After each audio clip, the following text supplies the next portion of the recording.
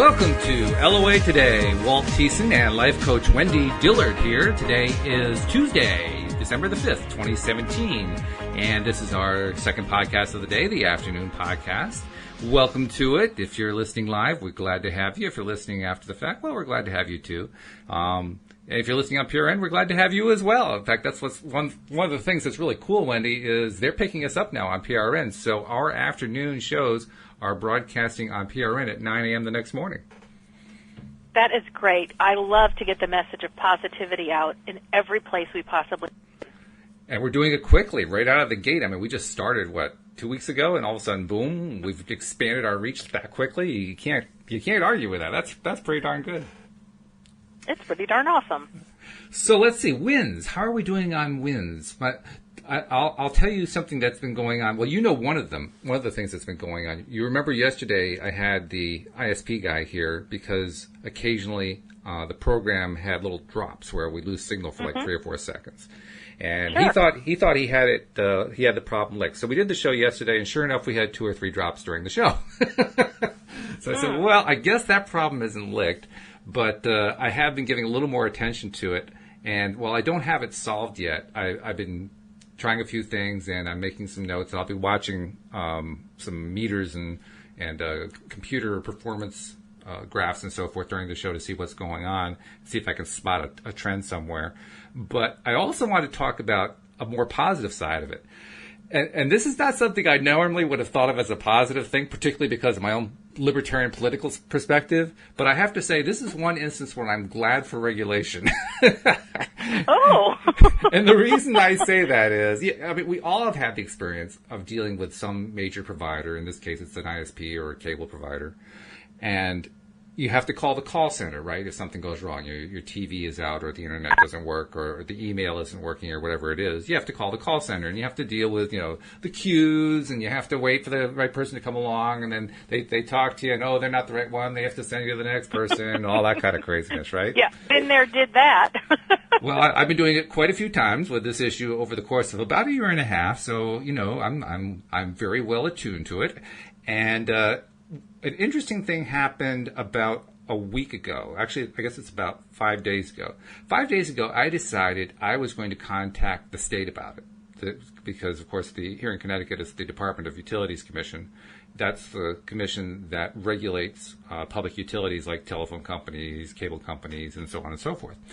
And I thought, I'll contact them and just file a complaint, because this has been kind of going on for quite some time. And so I did. I sent a message. And then 2 days later, on Friday, I decided to contact Frontier directly, which is what led to the visit on Monday. Well, what I didn't realize at the time, and what I found out today, is that was actually heavily motivated by me contacting the state, because the state contacted them, and all of a sudden, we're on fire here. We got to deal with this state complaint. And I said, well, that's really interesting. I thought, because when you told the story before, and probably your thoughts on it, was it you had called and kind of said, hey, if this doesn't get fixed, I'm going to call the state. And you thought it was because of that they jumped. And it was. I just had kind of reversed the sequence, because I remembered, the sequence was I contacted the state first, and I kind of assumed it was going to take a while. I mean, we know how long the state takes to do things, right? So I figured I probably wouldn't hear anything for a month.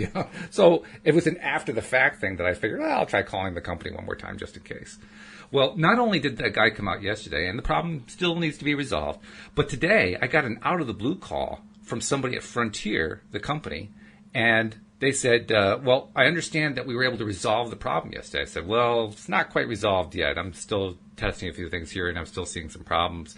And they said, well, did the technician give you his phone number? And I said, yeah, actually he did, which I thought was really cool. I mean, he said, basically, call me directly. Don't go through the call center. And I said, well, I like that a lot. And this person said, well, I'm going to give you my number, too. So if you can't get him, you can reach me. And I'm thinking, no way. Wow. When was the last time a major provider called you up, and it was a particular person in the company who said, I'm going to take responsibility for what's going on with your service, and if there's any problem, call me directly. Wait. You just said my favorite words. What's that? I'm going to take responsibility. Yes. That's so cool, because from my experience, that happens very seldom. So already this is a win. Keep going. It's a magnificent win. It's one of those law of attraction, out of the blue, serendipitous wins that you say, what? What happened here? But it's all led me to believe, wow, I guess they really do pay attention to the state regulators. So in this case, woohoo! I'm glad that it's working. But I never knew that you could get this kind of result that way. So, well, and here, we can do this right now. You and me, the power of multiplication, because it's not just one. Right. But you, me, and everybody who's listening to this now and in the future, set the intention that we get this resolved so that our show has 0 drops in what we're saying. I never thought about crowdsourcing that. That's a great idea. Yeah. I believe in the power of intention, and I believe when you add people to it, the power becomes so great, it will blow our mind. I think this is going to be an ongoing thing until we see it absolutely come to the full resolution that we're looking for. I love it. So if you're willing to help us out and you're listening, just put out there in your thoughts that you want to hear a radio show where everything comes through crystal clear and there's never any kind of blips or staticky sounds or anything like that. It's just a nice, clean signal from beginning to end of show. And if you do that, you'll be helping us and you'll be helping you. How's that? Yep, done. It's done. I love it. I love it. So there's a big win. How about you? You got any good wins going on? Yes. Well, yesterday we talked about my book launch. That's right. And How's so that going? Today I want to talk about the results. Okay. Which really blow my mind, because at the end of the show I said, as soon as I hang up, I'm going to run to my computer and see if there's been any updates. And there was. Yeah. We had reached #1 internationally. No kidding. Yeah, I'll be honest with you, I don't even know what category. But you know what? It doesn't matter to me. Because I can say with absolute truth that my book reached #1 internationally. Yeah. And that's what I was doing this for, because I wanted to be a #1 bestseller. Wow. And I know we were also #1 in the U.S. Again, what category? Don't know. And we were U.S., I think, or maybe we're #2 in Canada. But that was just yesterday. And so the stats continue, and when I was talking to my publisher today, she was saying, really like the first week of the launch, she monitors it continually. Mm-hmm. So she said she's going to put out the summary of all the stats like in a week or so. Right. But I knew that I went to sleep last night knowing that I was a #1 best-selling author. Now, how did that affect your sleep? Well, I think it let me sleep like a baby. I slept so soundly. But I will tell you that because of all the marketing that I was doing yesterday while working the job, doing this show, and all sorts of things, cranking energy like you wouldn't believe. I think my adrenal glands were on overdrive. And by the time it was all said and done, I was staring at the wall going, I'm tired, I'm done. Yeah, I think we've all been there. I'm a late night person, but I literally put myself in bed at 9 o'clock, and I set my TV sleep timer for an hour, and I was sound asleep long before the timer went off, which is why I woke up around 3, and my brain just was really active. And so here's the joy of working from home. I went, well, if I'm going to be awake thinking about my job, I'm just going to get up and go do my job. Because there was some stuff I didn't get done yesterday that I really wanted to, but I was just too brain dead to do it.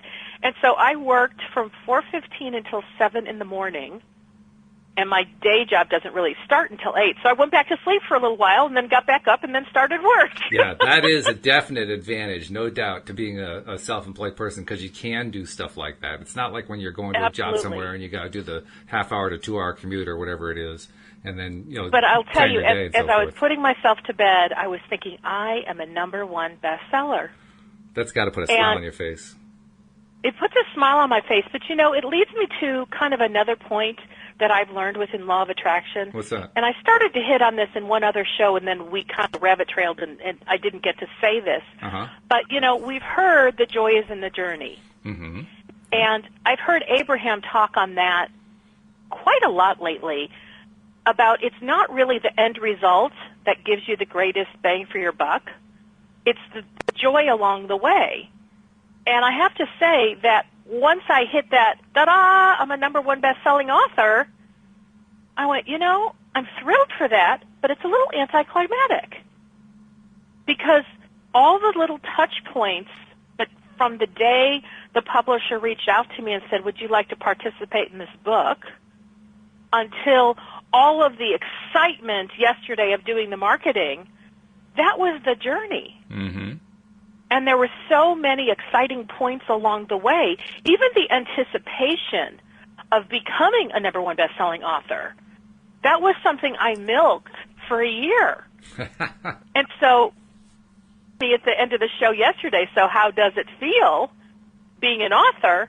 I'm like, not any different. And that's why when I was thinking on it on my own last night, I went, I'm getting really, the joy is in the journey, because once you've reached the destination, the journey kind of is over. I mean, you can create new journeys, but that particular journey has now come to its destination, and it's done. It's almost like your mind says, so what's next? That's exactly it. And I think that's what we're meant for. We're not meant to ever have any sense of endedness in our life. Mm-hmm. But this journey has come to an end, and so now I really have a vacuum in my life. I'm ready for the next journey. Well, actually, it isn't completely at an end, is it? Because you still have those complete stats to come, so you've got one more thing to look forward to, and you know that it's going to be good news.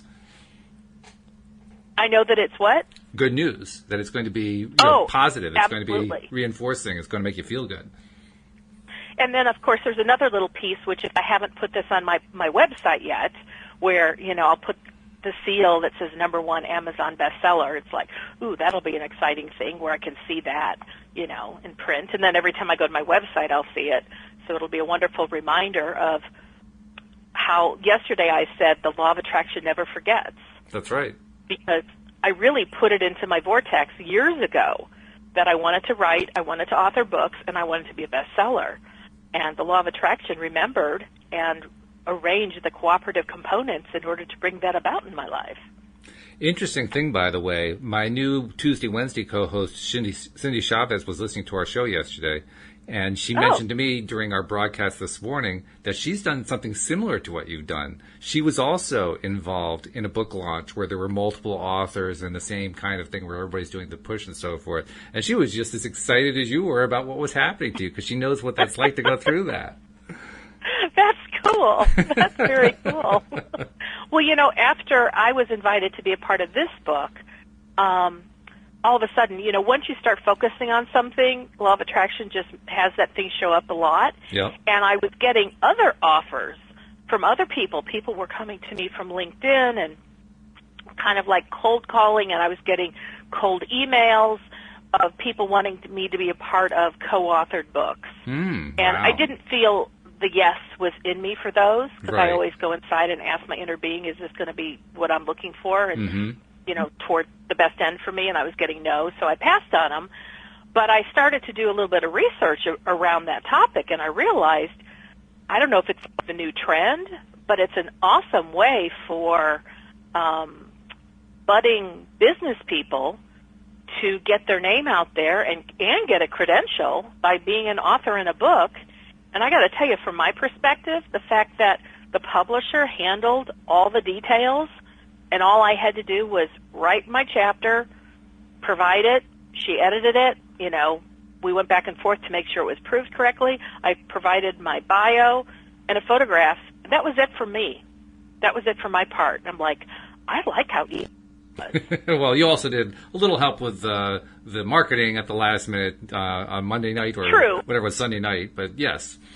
That's very true. But I know, like, if you were to compare or contrast my book experience with yours, I would imagine that you had to do many more than I did. I had to do a lot more and with a lot less gratification because I was trying to do it all myself, which is the one way I recommend not doing it. It's so much better to do it with somebody else's help. I mean, I did have some help in terms of the proofreading and the editing and so forth, especially for my sister. And once more, a heads up and a thank you and a tip of the cap to PJ. But if it weren't for that, I pretty much would have been on my own, and I'm not even sure I could have finished the project, to be honest. But having so many people involved like that one, I was looking at your editor on Amazon, and she's got a lot of books that she's done this way. I mean, I didn't take an exact count. She's written a couple herself, but she has, I don't know, maybe a dozen of them that are in this kind of category of multiple authors contributing to it. She's got quite a model going on there. Yeah, and like my friend, she's done 2 books with her. They both went number 1. Another like incredible friend of mine, she's gone number 1 with one of those books. So, and that's actually how I became Facebook friends with the editor. Because my friends are Facebook friends with the editor, and I had commented on one of my friends' posts in Facebook, and Erica Glessing, who's the publisher, happened to comment too, and that's where she saw my name. Interesting. Yeah. Any place it needs to go in order to line things up. So here's an example of how we can actually track what the law of attraction was doing. That's not something that we usually get the opportunity to see, but in this case, we can actually see where all the connections were being made. That's pretty cool. Mm-hmm. Very, very good. So anyway, that's my big win for the day, and like you said, it's going to continue because I still get to receive the summary. I still get to add, to my website. So I love to milk things. So as every time I think about it, it's like right now I see the gold seal in my head of number 1 bestseller, Amazon. Like, yes. That works for me since I'm visual. I can pull up that image anytime I want. It's funny because I've never really been one who wanted credentials. I've always kind of eschewed them. I've said, no, not really for me, thank you. And I had a number of opportunities to get them, but I didn't really want them. There was one time I actually got a small credential for something I was doing with marketing. It was an AdWords credential. And I got it just because there was a perception that you needed to have it in order for clients to take you seriously. But even then, that's the reason behind this for me. Yeah. Well, that's what usually the reason is. But I also have certain prejudices against credentials that we won't get into. But the point is, I don't have a really great feeling about them. So as a result, I've always stayed away from them, and I've never been attracted to them. I've never been drawn into them, so it's never really been something I wanted to pursue. It never really occurred to me that you could actually pursue a credential just because it would feel good to have the credential. Yeah. It never even, honestly, a lot of people do that, I'm sure, but still. I've got a ton of credentials, but I don't make a big deal out of them because most of them I did for me. Oh, okay. It just feels good that I'm the one who did the work. And if they didn't give a credential, it still wouldn't have mattered. Because you enjoyed what you did. Yeah. Yeah. That to me is the reason to do it. But now I can at least appreciate and see the other side of it, that, getting the credential is kind of like, it's good reinforcement. It's basically saying, hey, I did something good here. Mm-hmm. So that's good. Well, I grew up thinking that credentials were really important. And I went to, and here's how, for me, in the negative, and then eventually it worked in the positive. But I went to a 2-year program because I wanted to study fashion design and pattern making and couture sewing skills. Because that was my hobby growing up. Mm-hmm. And my intention in going to college to learn that was so that I could really learn it. But it wasn't my intention to make that a career. Okay. Even though eventually those skills did help me when I was a costume designer, most obviously. Mm-hmm. But the school itself was a 2-year program. It was way more hours than my friends who were going to 4-year university, because not only was it 6 hours of school time Monday through Friday, but I worked almost every evening and every weekend just to do all the work that had to be done in order to keep up with all the courses. And so the one thing about the school that was disappointing to me is that I would not graduate with a degree because it was not a degreed program. You would simply get a diploma. Uh-huh. And I had a whole bunch of issues around that because I had a high school guidance counselor that highly recommended I did not attend that school. Really? Yes, and his reason was because the entrance criteria was that you were at least a C average student in high school. And he said, Wendy, you're a straight A student. You're graduated salutatorian. He goes, I think you're going to be with people who are less than who you are, which I thought was a really crass thing for a counselor to tell me. But I said, but I don't think this has anything to do with academic grades. This is more like technical, hands-on artistry. And he just didn't see it that way. So it was kind of like I had a resistance anyway going into it because it's like, I'll show you. And I even said to him, I said, I plan on going to this school. And he goes, okay, well, when you're done, you come back and tell me that it was everything you wanted to be. So it was like he threw down the gauntlet. You Challenge certainly on. did. Yeah. So I did my 2 years. And, this is what I wanted to jump in. By the second year, they did change the rulings or the regulations, policies of the school, and they were going to offer a degree. Ah. And I was so torn because I had to take business English, business math, and I think business psychology. And I'd have to pay an extra $500 for each course. And it wasn't so much the money, but the amount of time that I would have to put in on top of the schedule I told you I already had. Mm-hmm. I'm like, there was no more time left in my life. I mean, I literally worked every weekend and every night, nonstop, because there was so much homework and so many sewing projects, etc. And it almost broke my heart, but I made the decision not to get the degree, even though I desperately wanted a degree. That's interesting. Why did you decide that? Because I felt the real reason I went to the school was to learn, and I was not willing to, not take in the fullness of the skills by having to take out some of the time that I spent on that to do business math and psychology, which to me, I was already in honors English in high school, honors everything. I graduated at the top of my class, and I thought, even if these are, quote, college-level courses, I'm like, they're not even going to be challenging to me, and I'm going to be bored on my mind. And so I looked at the overall circumstances, and I took the degree piece out of it, and I went, if the degree was not even an issue, I wouldn't do it. And so I went, I think for the betterment of who I am and for me to really get out of this program what I want to get out of it, I'm going to spend my time focusing on the pattern making and the sewing skills and all the things that I really went there to learn. I applaud you for that, especially given how much you love credentials and how important you thought they were when you were growing up. I applaud you for that. That was a tough decision for you to come to, but you focused on what you loved. That was the best part. I did. I do know that I made the best decision for me, but it's really interesting how that decision has played so heavily in my life. And I will tell you, I moved after college, and so I was now not in the same state where I had gone to high school. But I think I went back for my 10-year reunion, and I went for a week, and that guidance counselor was still there. So I set up an appointment to see him, to tell him, ta-da, I did it. It was fabulous, and it was hard. It was really hard because it was not academic. And he did not even remember who I was. Oh, no. He didn't remember the conversation.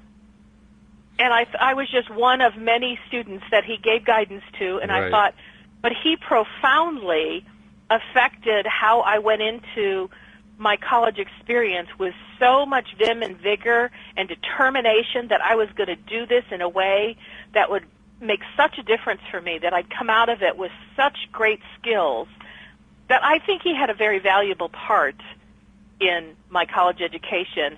And it really, after a while, I realized it didn't matter that he didn't remember me at all. Good. Yeah. I got from him exactly what I needed. Exactly. That's the most important part anyway. Exactly. So, anyway, I did that, and then, a couple of years later, I went to college again, and I went to Bible college. And once again, there was going to be no degree. It would just be a diploma. Okay. And I'm like, I can't believe it. I mean, I spend more time in school than anybody I know, and I get no degrees out of it. And it was, I don't know, there was something that in the cosmic universe, it was like the universe was saying the degree really doesn't matter. And so I struggled for years over that, and I really am totally over it, because what I've really come to recognize is what's their end result? And I think you talked about it one day last week, which had to do with, I can't remember, was it your wife's story or your story, but doing something because you got the right result. It was your wife. That there were certain things that she learned in school about certain models of psychology, but she came up with her own way, and she was getting better results than what she learned through her educational process. Oh, yeah, very much. And I had gone to a program maybe about 5 years ago or so, and I remember the teacher that I was learning, it was like an NLP advanced course. And I remember him saying that when he was doing this one course where there was credentials that went with it, this one person was doing like their testing at the end where they had to do this process on somebody in the classroom, and then he judged it, and that was a big part of the grade. And when it was over, you know, the person who's being graded said, well, how did I do? And he said, well, actually, you did it totally backwards. So, okay. You know, this student is like, oh, crap. Yeah, right. And so then the teacher looked at the client, the one playing, the role-playing as the client, and said, but it was role-playing, but it was working on a real-life coaching issue. And the client said, I totally got the result. I feel so different. And the teacher said, you get an A, because it really doesn't matter if you do it according to the way the process was or the way you were trained. Right. Bottom line in coaching is you're out to get the client the result that they have come to you for, period, end of report. Very good. That's a teacher who understands what is really important in learning. That I give that teacher credit very much. And that set me free from the whole credential thing. Okay. It set me free because I'm like, the one thing I know is I really get awesome results for my clients. I know I do. And I feel good about it. And then not only do they get a great result, but I learn a lot along the way. And I sometimes think of me and go, well, Wendy Dillard, you don't have enough credentials, but you get results. It's really interesting because my life experience in terms of credentials has been diametrically the opposite. My life experience where credentials are concerned has been entirely the opposite because I have not pursued credentials.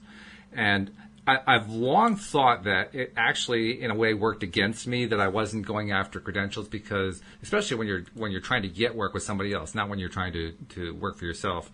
Although even there it does affect it, but when you're trying to go get a job somewhere, credentials have become more important than ever. I mean, they're like 25 times more important than when I graduated from high school now.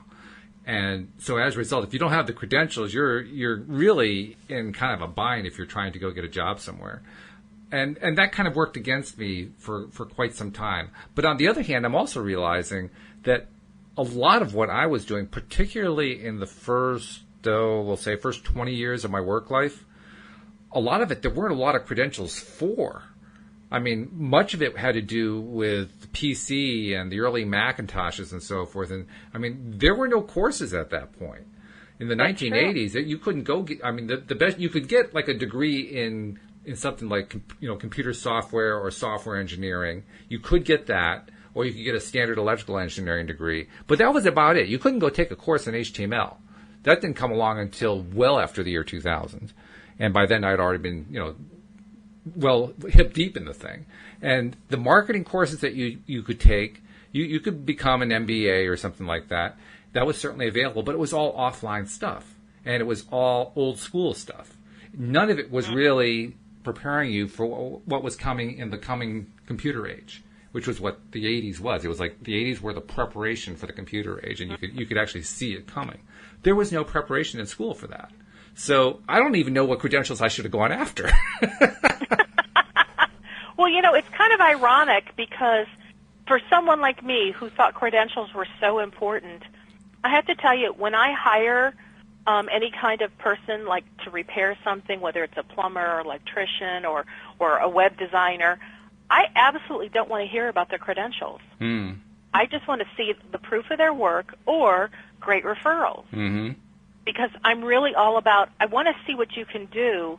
I don't care where you went to school, because what I've learned within my lifetime is I've known a lot of people with some really fabulous sounding degrees and credentials, but I didn't really think that the work they turned out, that their performance of how they executed it, even merited that they should have or could have had that degree. Yeah, I can see your point. The funny thing is, it can also work the other way. I mean, like I was talking about, I used to do web work, and you talked about how if you were hiring a web designer, one of the big problems about being a web designer when you're showing your work to somebody else is that it very rarely represents what you're capable of doing. And I say that because web work in particular, websites, are so extremely individualized to the person that you're building it for. And every single one of them has different tastes, different preferences, different priorities, different things they're trying to do. And the net result is you very often end up creating stuff that from your own aesthetic capabilities, you have to hold your nose to do the work. I do understand. I mean, sometimes you just do something for a client because, well, this is the way they want it done, and they've shown you an example of another website, and you cringe inside, like, oh, God, please don't tell me I have to make it like that one. So even then, I'm not sure I've gone through the process of hiring web designers to subcontract stuff out, and it drives me nuts looking at their portfolios because I realize the portfolios tell me absolutely nothing about them. Unless they show me a portfolio where all the websites look the same. Then I know it's all about them. And then I don't want them anyway because they don't know how to do anything else. Because I'm dealing with clients that have all different interests and different needs and different perspectives. I have to be able to satisfy that. At least that's what I used to have to do. I don't do it so much anymore. But when I was doing it, that's what I had to deal with. The last thing I wanted was somebody who kept cookie-cutting websites. That wouldn't work. So... Right.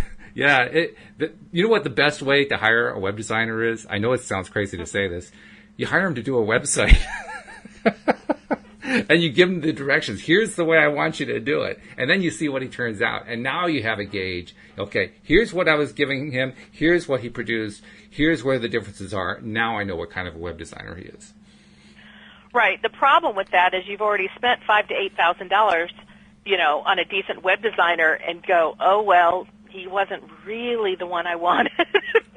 Well, it's not something the average person can do, but but the way I would do it is I wouldn't give the entire website. I'd give a page because a page is cheaper. So give them one page to do. I have one even better. Okay. I think better. Because I have incredibly high standards in terms of the kind of people I am hire for whatever it is that I want to hire. Mm-hmm.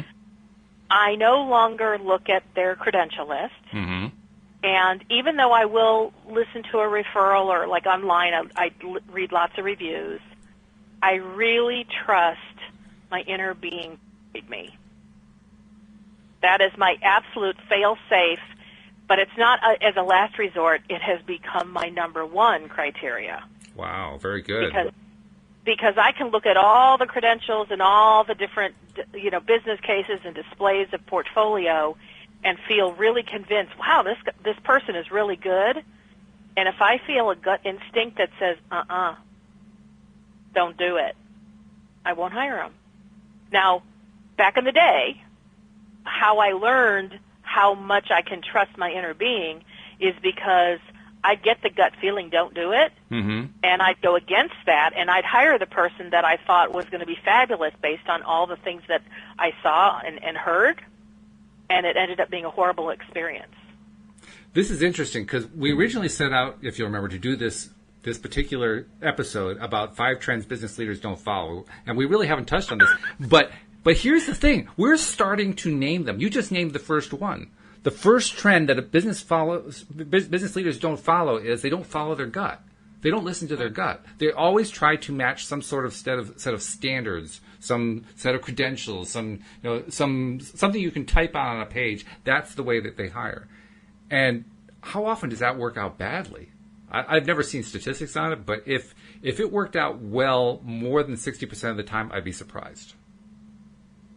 Well, that brings me to an interesting point. One of the cool things at my day job, is that my boss wants me to be part of our panel interviews when we're hiring. Okay. And in our company, it is not an easy way to get hired. You go through like 4 or 5 individual interviews, and then if you pass all that, then you come into a panel interview where there's like 10 people that are, like paying attention to the interview, and we all get to weigh in and determine whether you're going to come to work for our company or not. Uh-huh. And so it's been a fascinating process. And first of all, because I'm an executive admin, I don't know the industry knowledge like everybody else who's taking part in this interview. And so the questions that I ask and my perspective is a little bit different, but sometimes I really don't know if this is really going to be someone great for our company or not based on all the criteria, because I don't do what they do. Right. But I do listen to my gut. And while the interview is going on, sometimes I just get a big solid hunch one way or another of how this person would work overall or not. And it's really interesting to listen to my coworkers kind of talking from both sides. They'll say, well, this person answered these questions really well. And sometimes I hear a coworker saying, I'm just not feeling it. And I'm like, ooh, that person's going with their gut too. This is kind of cool. Uh-huh. And so I'm actually hearing, at least from my little corner of the world, that there's a little bit more intuitive guidance is going on, even if my coworkers aren't calling it that. They're still sensing it, and I'm cueing in and listening for the words that they use that will help me know, are they really tuning into their gut, or are they just using their head? Well, I think we've just identified the second trend that business leaders should follow that they're often not following, which is let your employees have their gut give you guidance on who to hire and follow that gut as well. Son of a gun. See, we are following the topic of the day. We just didn't say it out loud. We're doing it backwards. We're doing it like the person in the test group there. We're doing it backwards. And we're still going to get the same result. And by the way, I can also reinforce that second point. We talked about credentials, and I told you how I wasn't really crazy about credentials. I wasn't going to tell this story before, but now I can see how it fits in beautifully. The last job that I had before I went out on my own was with a mid-sized insurance company in Connecticut. And anyone who knows Connecticut knows, for the longest time, this was the insurance capital of the country. Not so much anymore, but there's still quite a bit of insurance companies here with their headquarters here. And this was one of the companies, and I was working in the IT department. And in that department, there was, a lot of, it was all divided up into subsections. So there was like the servers section, and then there was, there was the Windows servers, and then there were the Novell servers, and then there was the network infrastructure guys, and then there were the Linux guys, and the database guys. I mean, so it was all broken up like that. And within our team, we worked on the Windows servers. Within our team, we were hiring for a new person. One of our guys had left, and we were going to replace that person. And so my boss came to me one day and said, we have a candidate to fill that position. I was wondering, we've put her through a few interview processes. Would you be willing to interview her? And I said, sure, yeah, why not? Now, what's really interesting about this, Wendy, is like I said, I had no credentials coming in. My credentials were I knew how to do the job, and I had proof that I knew how to do the job. But I had no degrees. I had no letters after my name that said I knew how to do this stuff. I had learned it all, just by going out and doing it for a long time. So I didn't have the usual paper that you showed. The candidate I interviewed had no less than 8 certifications on Windows servers. And to the best of my knowledge, there were only 8 available. So she had all of them. She had every certification that at that time was available. There are probably a lot more now. This is 17 years ago. So it's been a while. But the point is, she had everything that you could possibly get at that point in time on Windows servers. So I sit down and I'm interviewing her, and the various topics that those certifications cover, I actually knew probably 6 out of 8, something like that. And the other 2 I had like a semi-understanding of. So I figured, well, I'll just go through her certifications. Tell me what you've learned, tell me what you did and so forth. And I just started asking those kinds of questions. And the answers that came back were really general, very vague, and sounded like they could have come out of a Microsoft ad.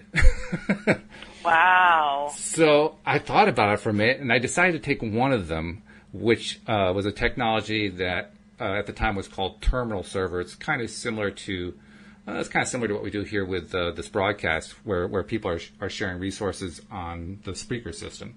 Well, with that particular technology, there were a number of things you needed to know. And so I started quizzing her about terminal servers. I said, well, tell me about what you studied with terminal servers, because she was right out of college. So she'd taken all these courses, and she had gotten all these certifications and had her degree and all that kind of stuff.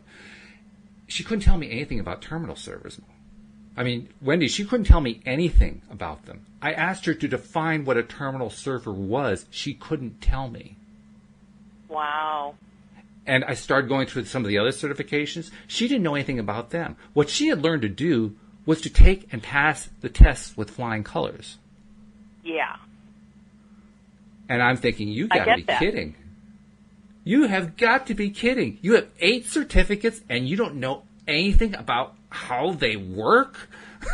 Who knows? They could have even been open book tests. I have no idea. I never took the certification, so I couldn't tell you. Wow. But I was just blown away. Well, the best part comes when I go to report to my boss. My boss's name was Jeff. His boss's name was also Jeff. And the 2 Jeffs were in my boss Jeff's office. And there was another upper-level manager who was in there. And I poked my head in. I said, I'm done. Let me know when you want me to go over this with you. He said, oh, come on in. Do it right now. So I went in and I told him. And his boss, the upper-level Jeff, started ranking on me saying, well, why are you being so hard on this person? I mean, what's the point? And I said, well, shouldn't we actually, be bringing somebody in who knows what they're doing, who, they claim that they have this background and they know what it's all about? He says, yeah, but we hired you and you didn't have any of that background. I said, yeah, but I didn't lie about it. I told you, point blank, this is what I have credentials on, this is what I don't. And basically, it's all of it I don't, but I have this real-world experience, and here's what I've done within that real-world experience. It was all true. And it really was all true. I didn't lie about any of it. And he gave me this cross-eyed look, like the credentials were more important than my real-world work, and why wasn't I giving them enough credence? Well, and there you've kind of set up the scenario that I feel like I've lived within, which is those that have such a high priority on credentials and those that have a high priority on real-world ability. And to me, they're 2 different things. They are. And I used to have, I have a friend who every time we would talk about something, she'd say, oh, Wendy, oh my gosh, you would love this person. And she wouldn't tell me about the person or their character. She would tell me about the person's credentials. They wrote this book, they were on this stage, they were on Oprah, they did this and this and this. And I looked at her and I said, you know very well, I could care less about all that. Tell me who she is, what she stands for, and what she does. And she's like, oh, well, and that part of the conversation was really light. She didn't have a lot of content there. Mm-hmm. And I'm like, I could care less about the credential in terms of, do I know that this person is actually good at what they say they do? And I love your perspective, because real-world ability, to me, in my world, far supersedes credentials. And the only reason I really cared about credentials now in my life was so that I could have what others need. Like for those that credentials are a big deal, I wanted to be able to say, yes, I have that, because here's what I know. When somebody has a belief system that you need to be credentialized before they'll hire you, they rarely look up and validate your credentials. They just see you listed on their resume or on your website. Right. And as long as you have it, that's good enough for them. Right. And so to me, it's like if that's what some of my future clients might require in order for me to go through their first filter of do they have credentials, okay, I'm willing to provide that. And personally, I'm having fun along the way.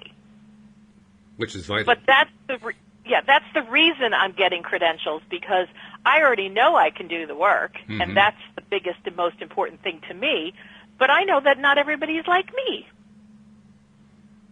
So. Wouldn't it be interesting, too, if that became one of the criteria? And I don't even know how you test for it, but one of the criteria has to be you love the work. I don't even know how to test for that, but, I mean, it's clear to me if you don't have a love for what you're doing, you're not going to do it well. I don't care how many credentials you've got. That's interesting.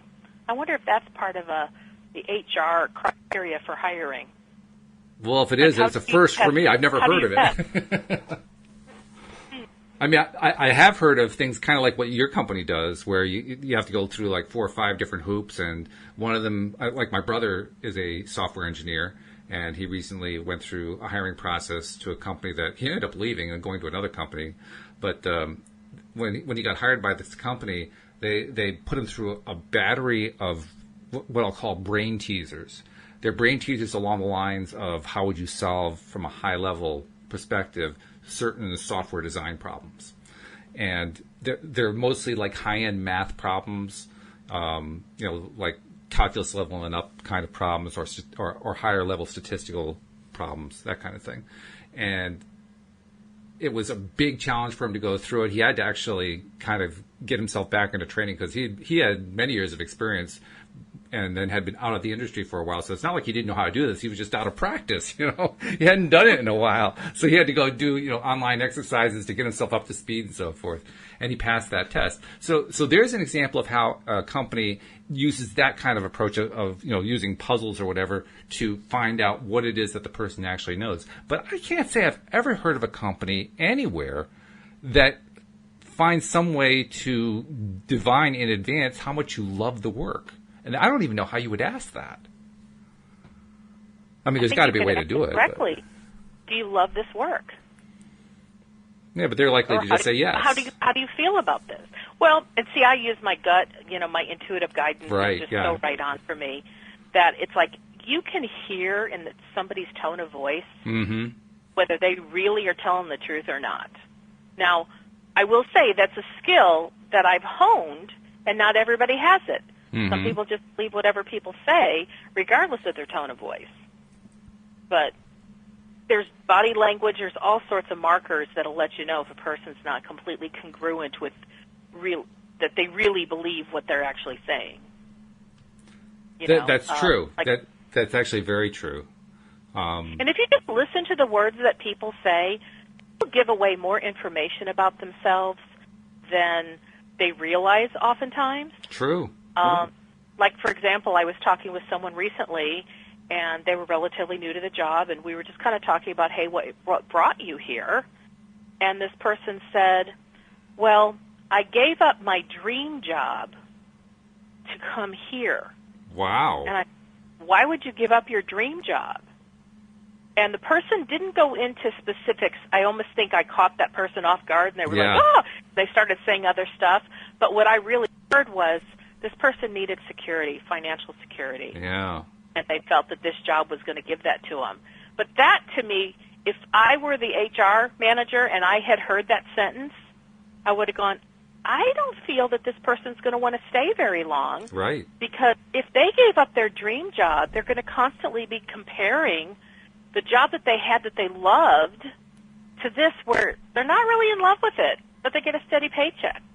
Because, Walt, between you and me, money is nice, but you know what? If you're happy, even if you're making lots of money, it's just, I don't think that's the place for you. It's not the place for me. I agree, yeah. Because if you don't love it, like you say, it's going to be much harder to stick it out. Not that you can't. I mean, I stuck out jobs I really just did not enjoy doing at all for quite some time. But that didn't mean that I wanted to stay there the rest of my life, and I didn't. I got out. I mean, of all the jobs that I worked for other companies, I think the longest tenure I had was 5.5 years. So I never really stuck for ages with any of them. And I think it's because I didn't love them. I got to tell you this silly story. I know part of our show, because as you and I talked about it, is, we want some education, but we want it to be fun and entertaining, so I got a good entertainment story. Okay. Long before I was married, I had been on a blind date. So I guess I was probably in my early 30s. I go on this blind date, and I already knew, looking out the window, that just from how he dressed, and I'm not a snob, but I could tell he just felt old. He felt like too old for me. Mm-hmm. So we go out on the date, we're out to dinner, and we're talking, and to me the conversation is pretty darn dry. Uh-huh. But he's asking me about, work, and I ask him about his job, and he's at a big aerospace company here in Texas, and one that makes huge jetliners. I can't remember the company name. Oh, yes, I can, but I don't want to say it out loud. Very diplomatic of you. For 10 years. And he was, in our conversation, he was telling me about how disgruntled he was with management and with his coworkers, and how he didn't get along with anybody. And I said, doesn't it just make you really unhappy to be there? And he says, yeah. And I'm like, and that's okay for you? And he goes, oh, it doesn't matter, because I'm just going to put in another 10 years, and I'm going to take early retirement. Whoa. And I looked at him and I said, you're willing to endure another 10 years? Because he had made this sound so miserable, and he admitted he's miserable at his job. Yeah. And I said, you're willing to put in another 10 years just to get your retirement because it's a good pension package? And he went, oh, yeah. So I had to ask. I said, all right, well, obviously retirement is important to you. So what do you plan on doing with your retirement? Good question. And he said, oh, I want to have a house, one on each coast, and I want to go fishing. Now, I'll tell you, that was the most passionate-sounding thing he said all night. And quite disconnected, too. What do you do with the houses on each coast is the part I'm wondering. Well, but they were both like near a beach or places of water where you could go fishing.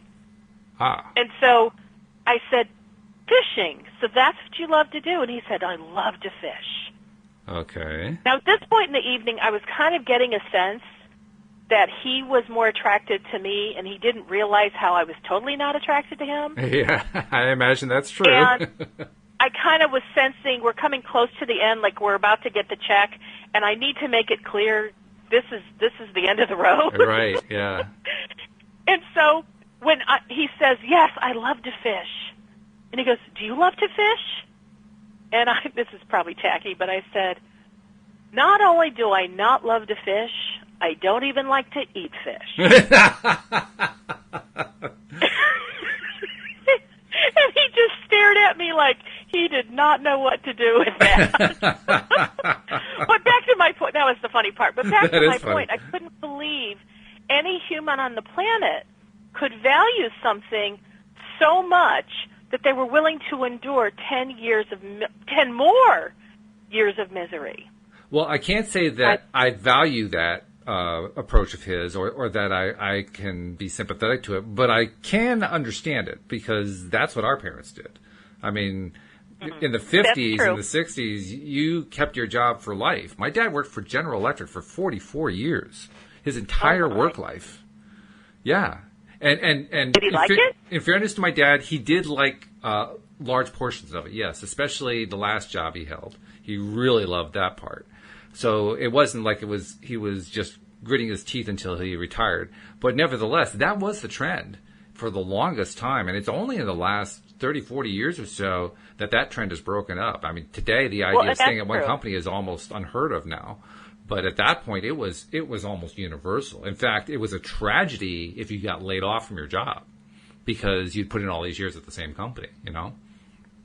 Yeah, and boy, that is so changing because I just read an article the other day, validating something I have seen over and over now, which is millennials, for the most part, last about 2 to 2.5 years in a job. Yeah. Mm-hmm. And then they go they want to go to where they like what they're doing. It's a good environment. They feel valuable. All the things that I think our generation really wanted, mm-hmm. but we weren't willing to give up security, or we were, we still had some old programming in our head from our parents' generation. But that fact that it's only a couple of years is really a big indicator from my perspective. Because lots of companies now are doing more along the line of what your company does with the multiple stage interviews and so forth, trying to narrow it down, make sure they're getting just the right person to hire. And look what the result is. The millennials are only staying a couple of years. I mean, if there's a better indication of failure, I don't know what it is. I don't know. I think time will tell. I get the impression that the millennials are setting the stage for something new that we've all been asking for. But I believe that things come swinging one direction, and then the pendulum swings the other direction until it kind of, finds an equilibrium in the middle. It often does. Yep. And I think right now the millennials are like swinging the opposite direction from baby boomers. And I think we'll land somewhere in the middle. It does raise a question. Maybe this is our third point that business leaders should pay attention to. Because I know it's a pet peeve of mine, but I'm beginning to wonder if maybe it isn't part of a larger thing. One thing that has really happened, particularly since the beginning of the dot-com boom, is there is an ongoing tendency to be really focused on 2 or 3 factors. First factor, short-term profits. Second factor, cost-cutting, low costs. Third factor, handling, if you have a business that is very customer intensive, handling customers like you're moving cattle through a cattle yard. You know what I mean? You can see where I'm going with this too, I think.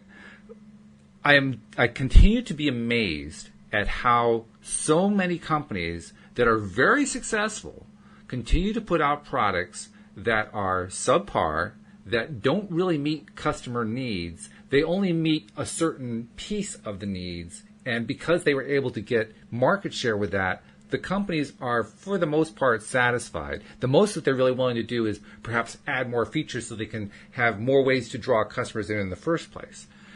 And so far, apparently, there hasn't been enough transition between competitors, one competitor losing customers to another competitor. There hasn't been enough of that happening that companies want to take a look at this. But from my perspective, I think so many companies are really missing the boat by not paying more attention to what I'll call the gut feelings of their customers and to the reactions of their customers. You can call a call center. I mean, I called about the ISP, and we told that story early on in the show. But you can call any call center about any company that you're dealing with, and you can look at you can experience it yourself, and you can look at the overall stats that are collected by the stat collectors about how satisfied people are with their call center experiences. And they're really not very good. I mean, you have to really play around with the stats to make it look like your company's providing customer satisfaction. Because in reality, when you look at the raw data, it's very, very poor. And yet they aren't putting attention on that. Am I crazy? I think there should be more attention put on that. Well, in my business, as the business I work at, as well as just all the millions of surveys that I've taken over the last 5 years, I think there's a lot of emphasis on good customer service. But what I don't trust is the data that they're collecting through the surveys. Yes, I agree. Because sometimes, I'll be honest, sometimes I'm like, I just want to get the validation code, so I'm going to get the $3 off at my favorite restaurant. Exactly. Yeah. And I want to get through it, and I'm like, 10, 10, 10, 10, 10, yes. 10. Okay, are we done yet? Right. To me, you know what the best customer survey is? A single box that says, "What do you think?" And that's the survey. Open-ended. Well, you know what, Walt? I'm the kind of person that I so believe in helping others improve that when it comes to somebody asking, like if I had a really bad experience, I don't have judgment on the company. I just want to tell them about this bad experience, hoping that they will take that to heart and perhaps consider that a reason to make some changes. Mm-hmm. And I say I would welcome your phone call to discuss this further. And I put my phone number in that text box. Yes, very good. Because that's the piece that's really missing. No one has ever called me. Yeah. Well, that's almost a bit of a downer, which is kind of sad because we're at the end of the hour. So let's finish on a happy note here. The happy note is, wow, we just did an entire show on a topic, and we changed the topic in the middle, and it worked. I love it. This was like really invigorating. It was great. I mean, I'm sorry that we don't have enough time. Very briefly, how do people reach you? WendyDillard.com. And you can subscribe at LOAtoday.net, and that's really all the time we have for. Wendy, it's been a pleasure. Oh, let's do this again tomorrow. Sounds good to me. We'll see you all tomorrow here on LOA Today. Goodbye, everybody. Bye-bye now.